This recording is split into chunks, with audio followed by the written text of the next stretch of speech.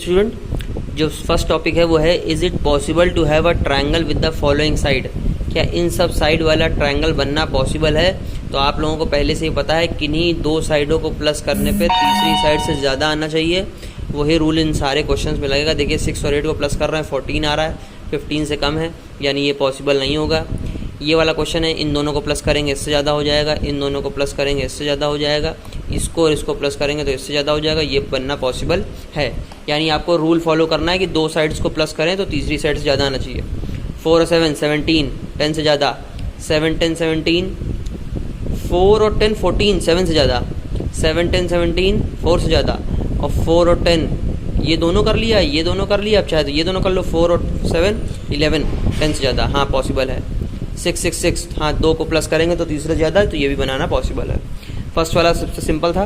दूसरा, is it possible to have a triangle with the following interior angle. Interior angle दे रखे हैं, आपको पता है इंटीरियर एंगल का सम अगर 180 होता है तो वो पॉसिबल है, वरना पॉसिबल नहीं है। तीनों एंगल्स को प्लस करके देख लेंगे, अगर 180 आ रहा है तो आंसर होगा यस, अगर 180 से कम या 180 से ज़्यादा आ रहा है तो आंसर हो जाएगा नो। फर्स्ट और सेकंड क्वेश्चन बहुत ही सिंपल है। आगे बढ़ते हैं। Find the length of B D in the following triangle. आपको बी से लेकर के डी तक की लेंथ निकालनी है, ठीक है। ये देखिए 17 है, ये भी 17 ही होगा, ये बात कंफर्म है, ठीक है। या फिर आप ये देख लिए 17 आपका हाइपोटेन्यूज दिया हुआ है एच, ए सी आपका परपेंडिकुलर दिया हुआ है, आपको बी सी निकालना है, और जो बी सी की लेंथ होगी उतनी ही सी डी की लेंथ होगी, क्योंकि यहाँ पे देखिए ये साइन बना हुआ है, ये साइन सिमिलर का होता है, ठीक है। 17 और 15, 17 है आपका एच, 15 है आपका पी, बेस आपको निकालना है। ये बेस निकालने का क्वेश्चन आप लोग करके दिखाइए फटाफट। बेस निकालिए, बेस का डबल कर देंगे तो बी डी आ जाएगा। 17 और 15 की मदद से पाइथागोरस थ्योरम लगा के सॉल्व करिए, देखें कितने बच्चों को आता है, कितने बच्चों को नहीं आता। ये क्वेश्चन देखिए सभी लोग, कह रहा है identify the congruent side and angles of the following pentagon. ये एक पेंटागन है, ये एक पेंटागन है, इसमें आपको बताना है कि ये दोनों एक दूसरे के कॉन्ग्रुएंट क्यों हैं। तो आप लिखेंगे H C is congruent to G H, क्योंकि एच सी भी 8 है, जी एच भी 8 है, तो H C is congruent to G H, ठीक है। H A is congruent to G F, A E is congruent to F L, angle F is congruent to angle A, angle H is congruent to angle G, ठीक है। ये हमारी congruent sides हो जाएंगी। यानी आपको बताना है सबको लिख लिख के कि कौन सी साइड किसके कॉन्ग्रुएंट है। हमारी बात समझ में? S4 क्वेश्चन देखिए, in two congruent triangles A R is equal to A X, A R is equal to A X, R K is equal to X C, और A K is equal to A E. ये दो अलग अलग triangle आपको बनाने पड़ेंगे। एक में ए आर और के होगा, ए आर के, ये एक ट्रायंगल बनेगा, और दूसरा होगा ए ई के, ए ई एक्स, ए एक्स और फिर ई, ये 3 ट्रायंगल होंगे, एक अलग, एक 3 अलग, एक 3 अलग। Find the corresponding vertices and congruent angle. Corresponding vertices बताइए और कॉन्ग्रुएंट एंगल्स बताइए कौन कौन से सेम है। तो 2 एंगल पहले बना लीजिए, 2 ट्रायंगल, उसके बाद आपको सब कुछ क्लियर हो जाएगा। Angle A is equal to angle A, angle R is equal to angle X, angle K is equal to angle E, ये सारी बातें आप लोग उसमें लिख सकते हैं, ठीक है। ये देखिए आपका फिगर है, एक है ट्रायंगल ए सी डी और एक है ट्रायंगल ए सी बी। इन दोनों को congruent, check whether the triangles formed in each of the following case are congruent और नॉट। तो हम लोग यहाँ पे इसको कॉन्ग्रुएंट प्रूव कराने के लिए लिख सकते हैं। मान लीजिए हमने लिख दिया ए डी, देखिए ए डी है, A D is congruent to C B, A D is congruent to C B. ये वाली लाइन और ये वाली लाइन बराबर है, क्योंकि देखिए ये 2 साइन बना हुआ है, ये साइन जिसमें बना होगा वही दोनों इक्वल होंगे। सिंगल सिंगल वाले ये दोनों, डबल डबल वाले ये दोनों। अब लिखेंगे D C is congruent to C B, नहीं A B, sorry, D C is congruent to A B. अब तीसरी साइड बताइए। तीसरी साइड ये देखिए, ये जो ए सी है, ये देखिए इसमें भी यूज हो रही है और इसमें भी यूज हो रही है। तो यहाँ हम लिखेंगे ए सी कॉन्ग्रुएंट टू ए सी, और ब्रैकेट में लिख दीजिए कॉमन लाइन। ये क्या है? कॉमन लाइन है। Hence bye side side side, ये भी साइड है, ये भी साइड है, ये भी साइड है, इट इज कॉन्ग्रुएंट। ये आपका फाइनल आंसर हो जाएगा। ये आपको रफ में करना है। ये देखिए, ये आपकी फिगर है टी यू एस और वी। ये आपका 3 सेंटीमीटर दिया हुआ है, ये दोनों आपके 5 सेंटीमीटर दिए हुए हैं। आप देख रहे होंगे कि यूएस वाली जो लाइन है वो यूएस वाली लाइन इस ट्रायंगल में भी कॉमन है और यूएस वाली लाइन इस ट्रायंगल में भी कॉमन है। तो हम इसमें ऐसा लिखेंगे, क्या लिखेंगे, टी यू, टी से लेके देखिए यू है, T U is equal to U V, क्योंकि ये भी 3 है, ये भी 3 है। उसके बाद T S is equal to S V, वो भी 5 है, वो भी 5 है। और उसके बाद U S is equal to U S, ये हो जाएगा कॉमन। ठीक है, ये इसके बराबर, ये इसके बराबर, ये common. So bye side side side congruency rule, triangle congruency rule. बहुत ज़्यादा हवा चल रही है, मैं रुकिए फैन ऑफ करके तब अगली वीडियो में भेजता हूँ। बाकी सुन लीजिए, by SSS congruency rule, triangle T U S is congruent to U S V. ये आपको पूरी बात यहाँ पे लिखनी है। By this rule, triangle T U S is congruent to U S V. ठीक, ये देखिए क्वेश्चन नंबर S4 देखिए, बोल रहा है does D B divide rhombus A B C D into congruent part. क्या ये दोनों कॉन्ग्रुएंट पार्ट है? तो इसने बताया does D B divide rhombus. Rhombus कैसा होता है? रोम्बस वो होता है जिसकी सारी साइडें इक्वल हो। सारी साइड इक्वल मतलब जितनी बड़ी ये साइड उतनी ही बड़ी ये साइड, जितनी बड़ी ये साइड उतनी ही बड़ी ये साइड। यानी D A B B C और सी डी तो सब बराबर है। ठीक है, और ये लाइन हो गई कॉमन। तो आप लोग ये लिख सकते हैं D A is equal to D C, A B is equal to B C, D B is equal to D B common. Hence triangle A D B is congruent to triangle D C B by side side side rule. ठीक है, कोई दिक्कत तो नहीं है। ये जो word दिए होंगे इन्हीं से कुछ ना कुछ आपको डेटा निकालना पड़ेगा। ये नहीं कि आपको दिख रहा है सेम तो आपने कह दिया, आपको लिखना पड़ेगा because it is a rhombus then all the sides of the rhombus are equal, so D A is equal to A B is equal to B C is equal to C D. ठीक है, और फिर आप अलग अलग triangle लीजिए। Triangle A D B की बात कर रहे हैं और ट्रायंगल डी सी बी की बात कर रहे हैं। A D is equal to C B, A B is equal to D C और ये कॉमन। ठीक है, सारी चीजें लिखिए, उसी से आपका आंसर करेक्ट हो जाएगा। देखिए आपके पास एग्जाम्पल लिखा हुआ है। ये साइड देखिए 4 सेंटीमीटर की थी, इस ट्रायंगल की भी ये साइड 4 सेंटीमीटर की है, ये साइड आपकी 6 सेंटीमीटर की है, यहाँ पे भी साइड 6 सेंटीमीटर की है। और 4 और 6 के बीच का एंगल और 4 और 6 के बीच का एंगल अगर ये दोनों सेम है, 4 4 तो दिख रहा है, 6 6 भी दिख रहा है। अब एंगल y और एंगल n अगर सेम है तो इन दोनों को कॉन्ग्रुएंट होने से कोई रोक नहीं जा पाएगा, चाहे इसका xz अलग हो और ये lm अलग हो। अगर ये 9 हो, ये 5 हो, ये 30 डिग्री हो, ये 60 डिग्री हो, उससे कोई मतलब नहीं है। अगर किसी दो ट्रायंगल की दो साइड और बीच वाला एंगल सेम, दो साइड और बीच वाला एंगल सेम है तो हम इन दोनों को कॉन्ग्रुएंट मान लेंगे। ठीक है, वही 3 बातें लिखनी होंगी। X Y is equal to L N, Y Z is equal to M N and angle Y is equal to angle N. So by S A S rule first triangle X Y Z is congruent to L M N. That's all. ठीक है, इसी property का use करके हमको अपनी exercise 7.3 लगानी है। चलिए शुरू करते हैं। ये देखिए क्वेश्चन कह रहा है all the 3 sides and an angle, यानी तीनों साइड और एक angle of a triangle are equal to the 3 side, यानी इसकी 3 साइड और इसकी 3 साइड सेम है, and an angle of the another triangle, यानी एक ट्रायंगल है जिसकी 3 साइड और एक एंगल सेम है विद एन अनदर ट्रायंगल जिनकी भी 3 साइड और एक एंगल सेम है।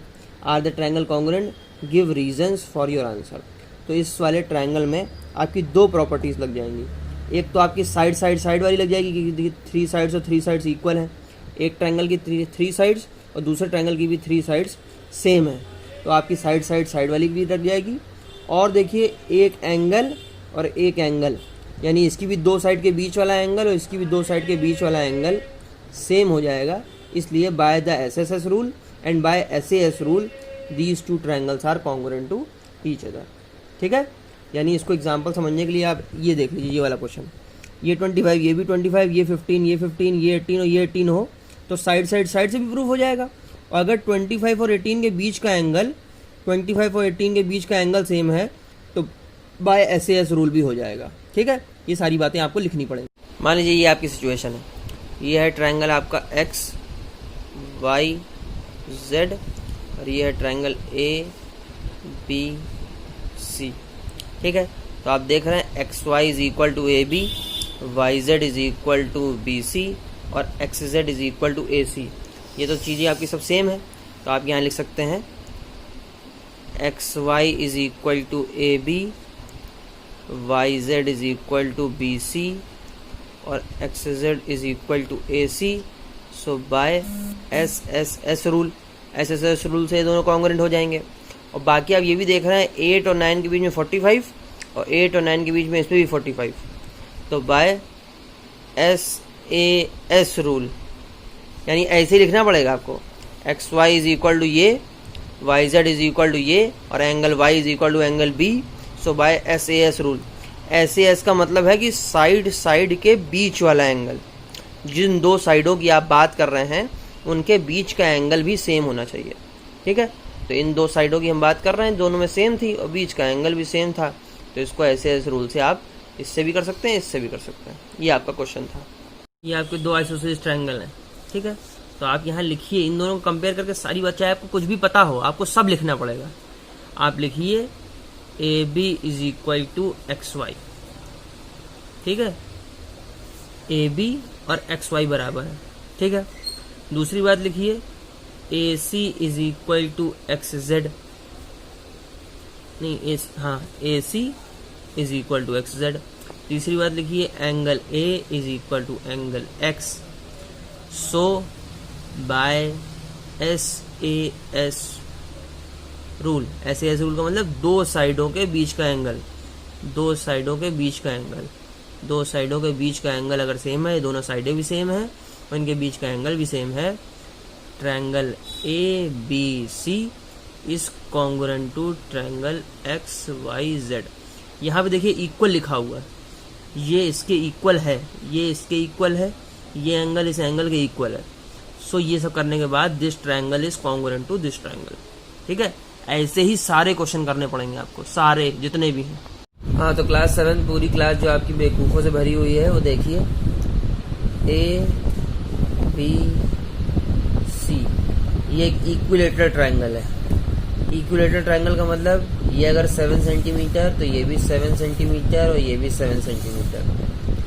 अगर हम इसके बीच से एक लाइन खींच रहे हैं तो क्या ये भी जरूरी 7 सेंटीमीटर की होगी? आप देखिए ये लाइन कितनी बड़ी थी और ये छोटी है। ठीक है, ये 7 की नहीं होगी, बस इसका नाम दे दिया गया है आपको AD। अब आपको प्रूफ करना है कि ये वाला ट्रायंगल और ये वाला ट्रायंगल, अब ये एक ट्रायंगल नहीं बचा है, अब ये दो ट्रायंगल हो गए। एक है ट्रायंगल ABD इतना ट्रायंगल, और दूसरा है आपका ट्रायंगल ADC। इन दोनों को कंपेयर करना है, इसके ट्रायंगल की और इसके ट्रायंगल की चीजें कंपेयर करनी है। तो आप लिखेंगे AB is equal to AC, इस ट्रायंगल का AB और इस ट्रायंगल का AC बराबर है। ये इक्विलेटरल ट्रायंगल 60 डिग्री और 60 डिग्री होता है, लेकिन 60 को तो 20 से हाफ कर दिया गया, तो इधर 30 होगा, इधर 30 होगा। अब आप यहाँ लिखिए angle A is equal to angle A। देखिए मैं बता रहा था ये 30 हो गया, यानी angle A is equal to angle A। ठीक है, जो एंगल A उसमें है वही एंगल A, जो एंगल A इसमें है वही एंगल A इसमें भी है। ठीक है, उसके बाद A से D की बात आई तो इस ट्रायंगल में भी AD आ रहा है, इस ट्रायंगल में भी AD आ रहा है, तो आप लिखेंगे AD is equal to AD और यहाँ ब्रैकेट में क्या लिखेंगे? कॉमन। ठीक है, बिल्कुल सिस्टम से चलना है। AB AC के बराबर, यहाँ पे इसमें भी ब्रैकेट में लिखेंगे। क्यों ये कॉमन? क्योंकि इक्विलेटरल ट्रायंगल से बने हुए हैं, ये इक्विलेटरल ट्रायंगल था इसलिए जो AB वही AC। Angle A is equal to angle A और AD is equal to AD common. So by SAS rule triangle ABD is congruent. अब आई कॉन्ग्रुएंट की बात, ACD triangle ACD ABD is congruent to ACD। यहाँ सब जगह equal है, यहाँ पे कॉन्ग्रुएंट प्रूफ हुआ है, ठीक है। जब तक कॉन्ग्रुएंट प्रूफ ना हो जाए तब तक कॉन्ग्रुएंट का साइन नहीं लगेगा। ये आपका आंसर है। हाँ देखिए, ये आपका क्वेश्चन है, गिवन आपको दिया हुआ है कि ABC और BAD कॉन्ग्रुएंट है। ABC ये वाला ट्रायंगल और BAD ये वाला ट्रायंगल दोनों कॉन्ग्रुएंट है। ये बड़ा वाला, ये बड़ी बिल्डिंग और ये बड़ी बिल्डिंग दोनों कॉन्ग्रुएंट है, ठीक है। अब वो कॉन्ग्रुएंट इन लोगों ने किस तरीके से प्रूफ किया था कुछ अता पता नहीं है। हम ये नहीं सोच सकते कि ये साइड इस साइड के बराबर होगी, ये साइड इस साइड के बराबर। कॉन्ग्रुएंट है, किस रूल से किया है कुछ अता पता नहीं है। एक बात कह रहा है कि ये जो E है ये मिड पॉइंट है। क्या है? Mid point. जब E मिड पॉइंट है तो AE और EC बराबर होंगे, क्योंकि AC का ये मिड पॉइंट है। तो आप लिखेंगे यहाँ पे AE is equal to EC। क्यों? क्योंकि मिड पॉइंट क्या है? E है, ये दिया हुआ है। मिड पॉइंट E है, तब AE और EC बराबर हो जाएंगे। ये बात लिखी मिड पॉइंट की, ठीक है। उसके बाद E ही मिड पॉइंट है तो DE और EB भी बराबर होंगे। यहाँ लिखिए DE is equal to AE is equal to AC mid point E, DE is equal to AB। वो भी क्या है? यही रीजन है कि E मिड पॉइंट है इसका भी और इसका भी।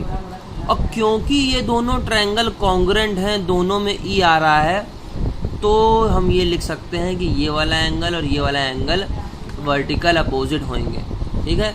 यहाँ आप लिखेंगे angle E is equal to angle E। क्यों?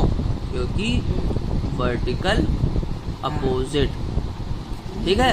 अब आप देखिए, आपने इस साइड को इस साइड के बराबर प्रूफ करवाया, इस साइड को इस साइड के बराबर प्रूफ करवाया। दो साइडें और दो साइडों के बीच के एंगल, इसलिए ऐसे रूल लगेगा। ऐसे रूल ऐसे नहीं लगेगा कि आप इस साइड में लगा दें और इस एंगल में लगा दें। दो साइडों के बीच का एंगल, अगर ये दोनों साइडें ले रहे हैं तो ये वाला एंगल सेम होना चाहिए। अगर ये दोनों साइडें ले रहे हैं तो ये वाला एंगल सेम होना चाहिए। कहीं दूर के एंगल से काम नहीं बनेगा। ये ऐसी है कि ये साइड और ये साइड, इन दोनों के बीच में ही ये एंगल आ रहा है। तो by SAS rule this triangle is congruent to this, ऐसे करके लिखना पड़ेगा।